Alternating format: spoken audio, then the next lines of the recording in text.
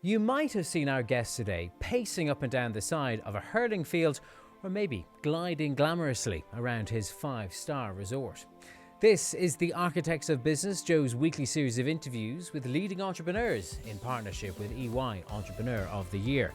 I'm Tadhg Enright, and today I'll be speaking to Liam Griffin, the All-Ireland winning former Wexford hurling manager and the owner of Griffin Group Hotels, which includes the world-leading Monart Spa.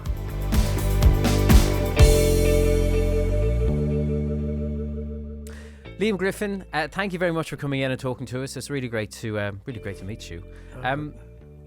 It's incredible, really, to think about you running, the hotels that you had, while at the same time, leading Wexford to All Ireland glory back in the day. I mean, surely one had to be sacrificed of the other. Did the business maybe get overlooked for those couple of years while you were focusing on the hurling? Would you believe that for the most part it didn't, because that's all down to my own team. I spoke to them before I ever took the job in the end. Retrospectively, though, we have suffered because we did a major building job during the course of that. And a few years ago, like last year, we had to find a lot of money to carry out some works that we shouldn't really have ever had to do. But look, that's now, and it happened at a time when, lucky it didn't happen. It's a few years earlier when we were struggling anyway with the recession.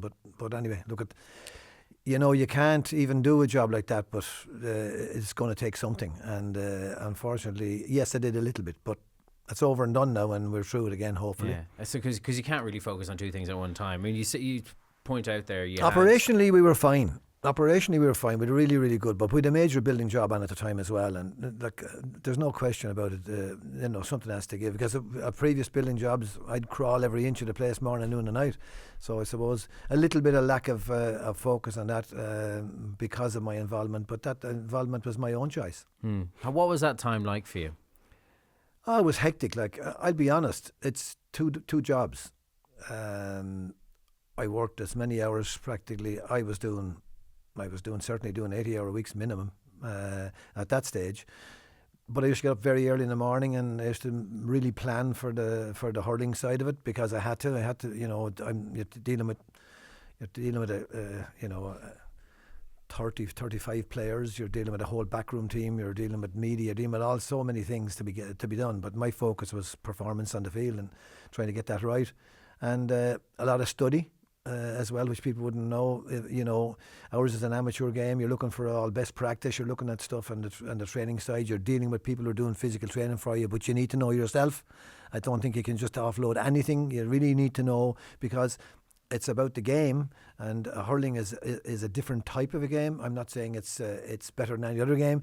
I would think it is, but that's my view. But from our perspective, there's lots of things in hurling that touch and freshness, and I think freshness is one of the most important things in hurling, and that's interesting in the modern game. There doesn't seem time to freshen players up, but the training is different. So you had to get everything pretty right. So that meant it's at least a 40-hour week. Was there anything you learned from your time coaching the hurlers that you've applied in business? I would say I have learned more from sport that I brought to business than I ever brought to sport from business, the other way around. So from my point of view, you learn a lot, because first of all, you got to have good emotional intelligence to manage a hurling team, or to manage any kind of a team, because you can be a Brian Clough who was a total dictator and head the ball. So I'm probably head the ball a different way, but that day is gone. You have to manage players differently nowadays, and if you want to get the best out of them. But I think the biggest management of teams that I see is knowing the player inside out, so you're putting him where he can actually perform to his best of his ability. And I think that's a skill. I really do. I think you've got to have an eye for what a fella's good at, and an eye for what he's not particularly good at. So I know I was never big and strong on eye playing. I was tall enough, but I was slight, and I was playing in positions that they weren't that didn't best suit me, and I learned that lesson very hard from a few smacks I got. So I learned that don't put guys in positions that they're not comfortable in themselves. And taking that though and applying it to business, I mean, obviously as a coach, you know your squad inside out. Yeah. You know, in the hotel game that you're in, can the boss, can the manager really be so in tune with everyone working in the organisation? Not necessarily, but you can be in tune with a lot of the key people that you know, and you're on the same wavelength as them. And I think being on the same wavelength, it's bound to emotional intelligence, isn't it? I mean, if you have the emotional intelligence, not arrogant, not narcissistic, empathy, but then you know what, job needs to be done, guys, and that has to get back to that as well. Whatever takes you back to the job's got to be done. Well, that's it. That has to happen. Have you managed your staff in the way that you manage players? I mean, if a player was underperforming, they might get put on the bench for a while. Yeah. Can you do that in business? No, not really. I mean, if they introduce a HR manager to sports teams on the sideline, and you have to go to talk to them first, and then bring the guy up and say, "Stop the game. We got to have a chat here. Is it okay if I move you?" That's not going to happen in sport. And in business, that's a major part of business nowadays, and rightly so. It's overdone sometimes, absolutely overdone. Is it excessive? Of course it is. But is it necessary? I believe it is. Listen, let's go back to the beginning. Which came first, the love of sport or the love of hospitality? The love of sport. For me, I just was mad into sport from the time I was a kid. I was really, really mad into sport from the time, I'd say 7 or 8, 9. I started really into it. Wexford were doing very well at that time, and so hurling. Even though I was from a parish that didn't have really any hurling club, to be honest, I just was crazy on the game and played endlessly on my own against the wall. I was like, I often think now when I see young guys on iPads, I never left a hurley out of my hand. My mum would be chasing me and all sorts to get me into the house. But so look, the sport came first for me, and I was into athletics and I was into any kind of sport. Loved it all. And did you always want to kind of pursue that into your adulthood as well? Yeah, I think when I was younger that my vision was to be playing for Wexford in Crow Park on the very big days. That never happened, because life changed, life took over actually. So but you could have started heading in that direction, but then you stopped. Is that right? Yeah, that's right. Yeah, I headed in that direction. I was doing very well. When I was young, but my parents had started a very small hotel. My father was a guard, and my mum was a farmer's daughter, and from North Wexford, and they met in Wexford, got married, obviously, and. My mother had a background in hospitality, and I think this is where it started. I would say my kids are 4th generation in the business now. My grandfather died as a very young man, at 42, out ploughing, got pneumonia. It was incurable at that stage, died. My mother was the eldest. She was 12 when he died. And, following on from that, the economic war started between Ireland and Britain. We declared war and wouldn't buy British stuff. And so, it became very difficult in farming. So they had a nice house, and they started a farm guest house for to try and supplement their, my grandmother being a widow, and that was it. So it's the oldest form of Airbnb. Yes, exactly. It was Airbnb. So they started that off, and this is before rural electrification had spread in certain areas. So when my father and my mum got married, they moved to Rosslare, and my mother started off in guest house business again. So it was part of our tradition and part of our family, kind of from the time I was a small child. But given that you were so committed to hurling, and you had your ambitions in hurling, why did you decide to park the playing aspect of it at least? I never saw that coming, really, to be honest. But when I went to college, I didn't apply myself as well study-wise as I should have had, probably. So I hadn't a massive amount of options, but that wasn't the case. That wasn't a problem. But my parents had started off a small business. They'd put 3 of us through boarding school on a guard salary at that stage. I was down to the entrepreneurial side. My mother started a knitwear business as well in the back of the house, and so I had a great affinity with what they had done and the struggle they had made to give us a good education. And I then went to Shannon to the hotel school, and when I went to the hotel school in Shannon, I started playing hurling for a fantastic club I thought I'd landed in heaven, Newmarket and Fergus. And then I wound up playing for Clare. So I played for Clare in the championship, and after one of the championship games, I was gone to America. I've gone to Switzerland the following Wednesday week, and they were going on to play further, and Wexford won that All-Ireland that year. If only it's stuck with it. Was it not treasonous heading off to play for Clare? Well, no. Well, you see, I couldn't come back to Wexford. I mean, it was impossible to come back, and I was down in Shannon, so I played for Clare, and that was it. So, but I felt a great pull of loyalty to my own family. So, my dad actually said in his own inimitable way when he was young, would you like to go into the business? And I did like the business. I loved the business. And I said, I would, yeah. He said, well, I'm making a few bob at it and I know nothing about it. So go get yourself educated. And I went to Shannon, and that's basically what happened. And that's a good place to go and learn. Shannon, great hotel. It was absolutely, that stage, it was under the director of the hotel school was a man called Jürgen Blum. He was a Swiss man, former Swiss Army man. He was an incredible guy. And we had short backs and sides when the Beatles were going strong. So that'll tell you. He ran a tight ship. He had to run a tight ship because we were in the hospitality business. We weren't in the business of going to San Francisco to do a bit of flower power. We were going a different direction. So I tell you, them Swiss know how to do hotels. I was in Switzerland not too long ago, and the hotel I stayed in had a chocolate butler. Yeah. And this is a fairly run-of-the-mill hotel, business hotel. And around 4 o'clock every day, somebody knocks on the door and says, would you like some chocolate? Yeah. But you know what? I think the Swiss, living in Switzerland, I have to say, their whole system of their structures, we can say what we like about fellas that invested money there, but all their structures, they have a canton system, and it's like the federal government and the local government, and they've got 3 languages. But my God, is it well organised? It's a complicated system, but it runs like a well-greased machine, and everything that they have works. So Switzerland was one of the places you worked in after Shannon. I was still part of Shannon, but I went to Switzerland as part of my course in Shannon, and I worked for Movenpick, and I was very, very lucky to work for Movenpick because it became a great organisation as a worldwide. Well, it's not worldwide. People probably know them better for their ice cream than their hotels. And that was invented right at the back of where I used to work, and it was fantastic. And the guy who was the founder was a man called Uli Prager, and he was an absolutely incredible man. And he used to be in and out every day into our place, and they had a test kitchen at the back of our main restaurant where I was. They had a test kitchen which checked every single dish, and that was their job non-stop.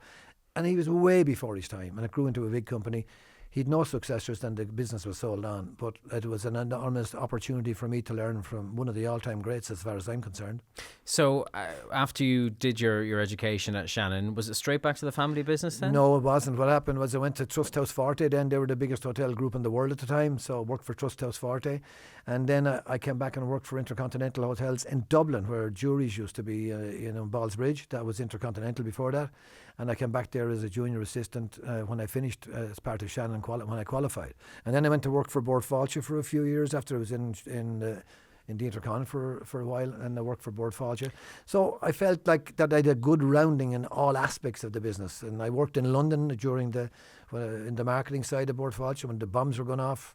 And we were sent over to, I was in a standards advisor, which was a different department, but I was seconded to the marketing department, and the guy who seconded me told me, I'm not bringing you over for your slick, beautiful personality, because you're a good, thick country fella and you might be able to help us because we need Irish to come back to Ireland. So with that, I went well boosted up. So anyway, got into the part. It was a tough gig. I can imagine, yeah. Tough gig, but it had to be done. Yeah. Was this all with a view to eventually going back to your roots, as it were? To going back to my own. The pull of home for me, it's my grandparents are all buried in Boulevard Graveyard. I'm involved in Wexford. I feel very, very fond of Wexford. And when you say the cliche, your own place, as is often used, it meant an awful lot to me, and I wanted to go home. I always wanted to go home. I always wanted to go back to Wexford. So I did eventually. My dad had died, and I bought the hotel from my own mother, actually, for half its value. She did you a good deal then? She did me a good deal, like 2 brothers and fair Jews. And I was very happy to do it, but had to borrow the money at 22%. That wasn't great. No, I can imagine. It was just stone crazy at that time. Yeah. But that's what it took to start off, and that's it. And you haven't looked back, obviously. No, well, it's been a tough gig for a long time. But look, I'm happy with what we've done. I'm happy with what we've achieved, and I'm sure my parents would be happy with where we've come to with our business. What year was it when you started? I started in 1974 on my own in Rosslare with my wife and 4 others, and that's it. And my wife Mary was fantastic. She rode into and helped out as well, and it was tough going. We had a baby at that stage. Michael, who's now the CEO, reared in a room overhead at the hotel, and both of us working downstairs and up and down. It was really tough, but it was great, and we got it off the ground eventually, and went on from there. And went on with great strides to taking over the Ferry Carrig in Wexford, and then ultimately Hotel Kilkenny in Kilkenny, obviously, as well. Yeah. What were those big leaps like? I mean, how did you kind of muster the troops and get the money together? Well, from our perspective, like, we were in a very confined site in Rosslare, and it became a kind of a forerunner for the Celtic Tiger. It became over hoteled. A small village with 4 hotels in it. It wasn't sustainable, and it wasn't sustainable. The port was good but not great. It wasn't. You'd like to have seen the Port a much stronger player in Ireland, and I hope it hasn't missed the boat now, the Port of Rosslare Harbour. Was it budget air travel kind of paid to people travelling so much by boat? No, it's funnily enough, the big thing that threatened the port was actually the jet plane, for sure, when it came in first. But then the shipping companies reacted with the drive-on of car ferries. Now you could leave Britain and come to Ireland and bring your own car. So that was a huge, the drive-on drive-off facility made it huge, and that counteracted it very much so, the tourism with through air. Yeah. So what was it made you, I think we were talking about it just a little bit earlier, how did you kind of muster the money together to get that start making those incremental investments into big kind of 4-star properties? Yeah, well, what happened was, like, from our perspective, we worked like hell to try and see could we build up a substantial nest egg of our own, and then try to identify areas outside of where of Rosslare that we might see an opportunity that we might be able to take advantage of.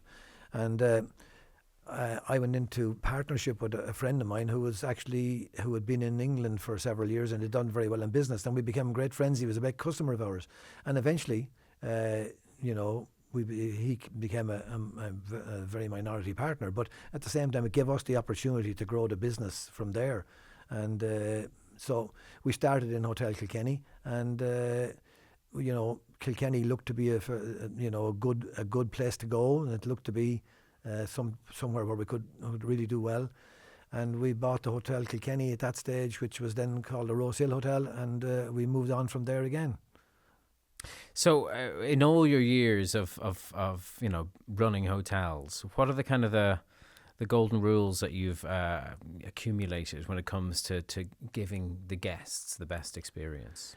Well, it's not all about the bells and whistles either. I mean, we've come from very, very ordinary beginnings in the hotel business, but at the same time, we ran a good business, and we ran a good business within the grading to which we were. Now, I had been a standards advisor as well, and that had stood to me. So that being the people who went out and said, actually, this is a 3-star, 4-star. Yeah, it was part of the grading. Grading was a major part of your job, and also at that time, Bord Fáilte was structured in a better way, in my view, from a development point of view, at that stage than it is today in Fáilte, Ireland, because at that stage, people applied for grant aid to do particular jobs all around the country, and they had to pass a process. They had to show that the product was sustainable, to show that it was going to survive business, and that it was a sound business. So we became part of that as standards advisors, looking at the plans and then sitting with architects and sitting with various people and see what their vision was.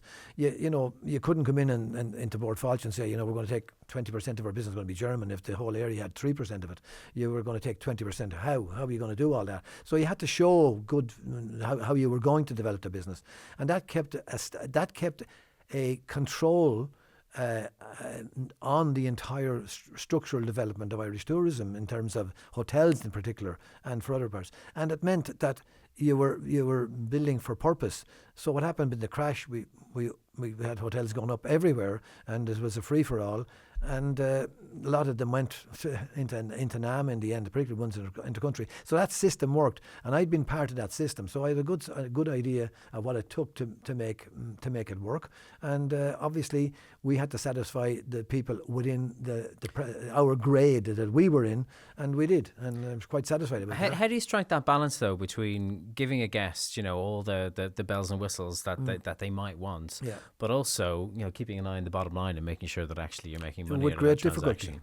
With great difficulty. It's a very, very difficult task to try and keep, like, your labour cost, has got to be right. All of your various costs have to be right, and your service has to match it as well. So I suppose it's up to you to produce a product that you feel you can manage each individual part of it and deliver the service on it as well. It might be at a 2-star level, 3-star level, 4-star level, 5-star level. It doesn't matter. At each one of those, you've got to deliver what it says on the tin at that particular grade. And, it's a matter of balance, and it's a matter of knowing what you're doing. And it's a matter of being hands-on, I think, especially as you're trying to grow the business. And I would always have been hands-on all my life. And I like being hands-on. Yeah. I mean, do you enjoy the interaction with guests and kind of playing the Absolutely. Plowmoser? Love it, absolutely love it. And I love, you meet some great people. Okay, you meet an odd guy. You must meet a few assholes as well. Yeah, you could say that. yeah, but they didn't know that.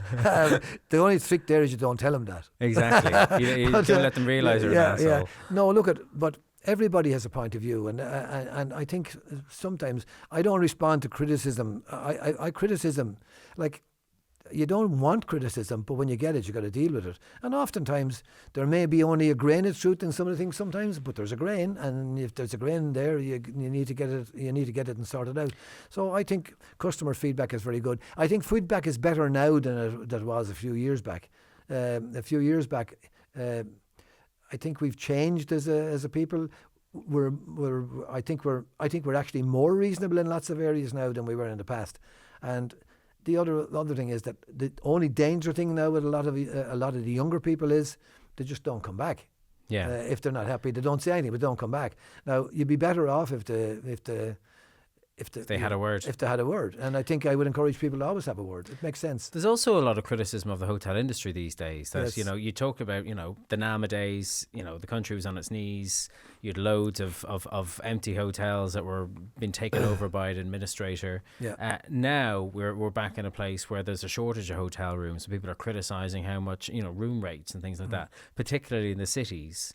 How do you kind of see that? How do you respond to that criticism?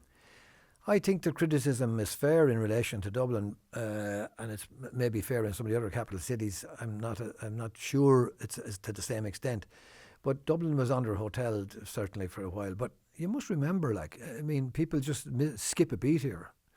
Some of the hotels are owned by vulture funds. They have a vested interest in driving those rates into the ceiling as far as they can get them, right? And to think that putting on 4.5% VAT.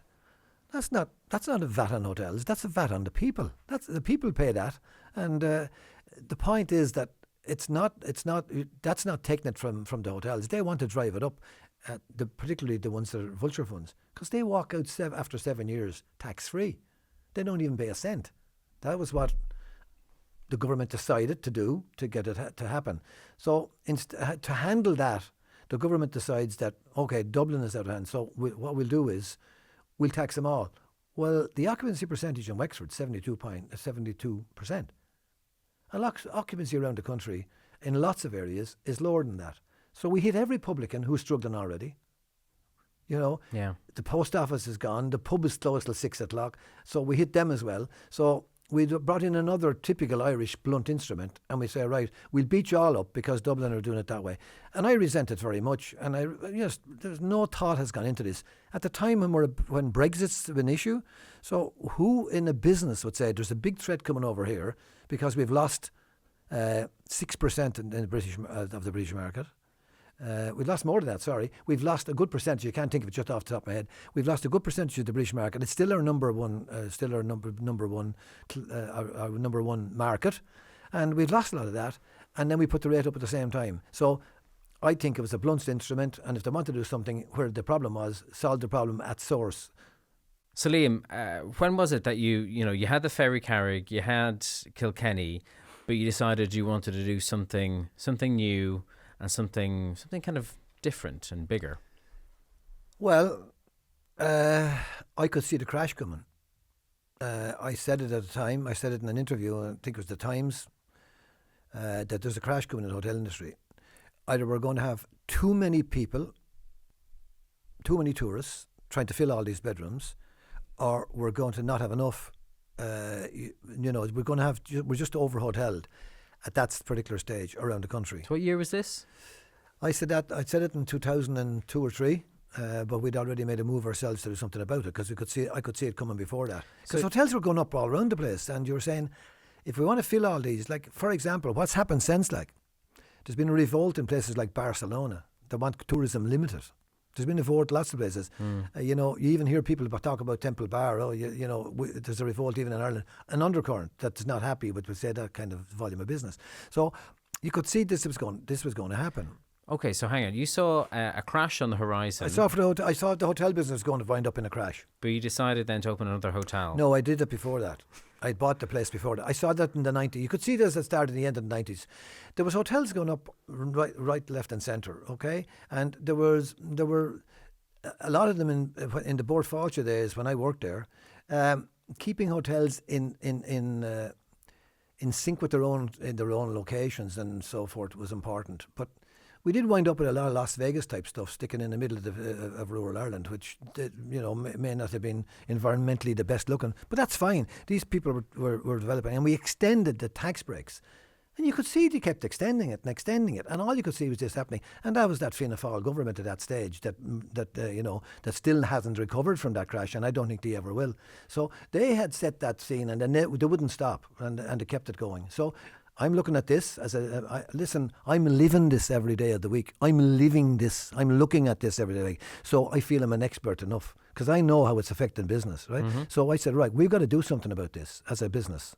So I didn't want to diversify to something else because you know what? I don't know enough about other things to start having a lash at stuff. So we said, right, we need to come up with something different. And this was controversial within our own business. So I came up with the idea myself that we needed to do that. And I'm not saying that to be boastful about me and ideas. It was just, you know what? When your back is to the wall and you think there's something coming down the tracks, thinking outside the box is what's necessary. So we came up with the idea that we do something. And I come to this from sport as well, by the way. So my sporting background and, all the talk about people in Ireland about how obesity is a problem. Yes, it is. Massive problem. But there was never as many fit people in Ireland, in my opinion. Never. Ever in my life, and I'm a long time around now. It's like a health divide. I'm on the second lap now at this stage. Yeah, right. But listen, so what was the big idea? So the idea was we'd start a destination spa. That we wouldn't do births, deaths, marriages, communions, confirmations, golf groups, tent parties, no business, no meetings. Okay, that's it. So now that was fairly controversial when we started to launch this first, and we needed to come north of Enniscorthy. I wanted to stay in County Wexford. I'm from Wexford. I'm proud of where I come from, and I wanted to do it in Wexford. Also, it meant it was in the southeast as well. It was more controllable, right? So, and it felt that it made sense. So, we sourced the capital, looking for a place, and we found a place. Eventually, we had a meeting between the managers and Ferry Carrig were a little bit nose out of joint.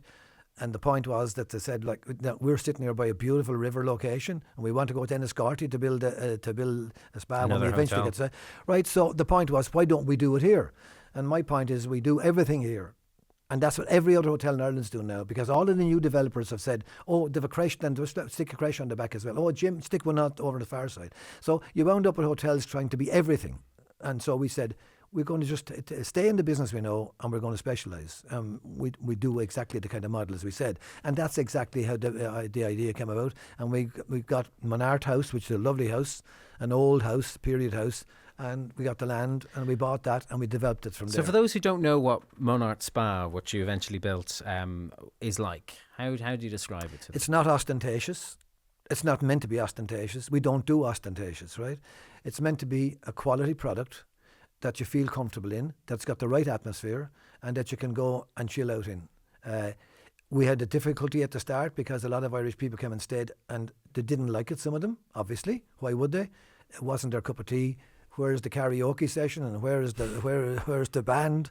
You know, where's all this entertainment? Where's that? So we actually tried to do things whereby we tried to get a crowbar at your mobile and lever it out of your pocket to some extent. So what we did was we don't have Wi-Fi in the bedrooms. We kind of one area of Monart, we have good Wi-Fi and we have all of that.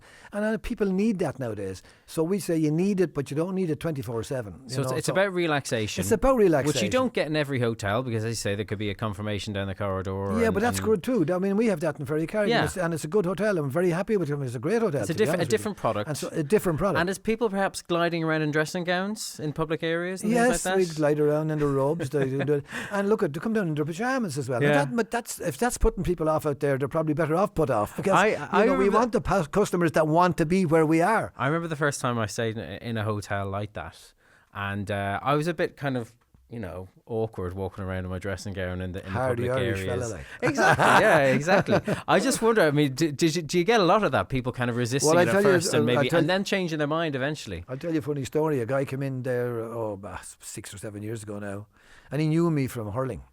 And he walked in and he said, "What are you doing here?" "Trying to pay the mortgage. Thanks for coming." So that's all. So he said, "I don't believe it." I said, "Yeah, I'm a volunteer, yeah." Jesus, I wouldn't expect you to be a volunteer. Why? Because I'm so ugly, or why? So anyway, it went on, and so he said, "Well, I'll tell you one thing, I'm not getting into that robe."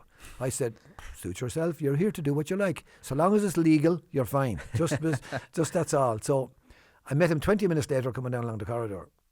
In the robe. In a robe, okay? So I said, "Christ, it didn't take you long to change your mind." He said, and I'm not name dropping, but I'm going to drop it anyway. He said, "I was going down the corridor," he's from Cork, "and I met that big Paul O'Connell coming down in a robe." And I said, "Jesus, I'm going after him anyway." And that's exactly what happened. But would you believe that he was leaving on Sunday morning and there's a crowd in the lobby and he calls me over and says, "Will I tell you something?" He says, "I'm going to be driving a Massey Ferguson tomorrow morning. If you ever tell anyone about this, I'll deny it." He says, "I had a facial." I said, "What? You had a bloody facial? I didn't even have a facial and I'm here 5-6 years." Look, it's no big deal whatsoever. It's not even a big deal. Even I can go around in a robe, but I don't, those of us that work there obviously are formal in our manner, but look, it's meant to be a casual place and it's meant to be like that, and that's what it does. Is there an etiquette as to whether you wear anything beneath the robe? Yes, you better make sure that because Ireland's a windy country. No, the biggest problem we had with the foreigners was that that we had to make the poor old foreigners leave their clothes on, get into the saunas. They're not used to that. All them fins coming over. No. And listen, has it worked? I mean, obviously it's worked out. I mean, because you've won a big award, but in terms of look at the awards. We have a beautiful building. There's no question about it. I'm very proud of that building, and I really love it to the bits. We built it, and I think environmentally, when you look at that building sitting in there, I think it fits, and that's what we tried to make it do. And the architects and people involved, and Mary Reynolds did the gardens, and Mary is Mary. She's an amazing lady, but we all got our heads together as well. And Mark Brown, our GM there, who's with me for years and years, we all got our heads together and got around the table and worked out what we wanted done. And we've developed what I think is very good. But that's not it. It's the people. It's the people who work there. The people who work there, because if you're going to be trying to relaxation and you need people who are friendly and who are nice and who are genuinely caring. And by the way,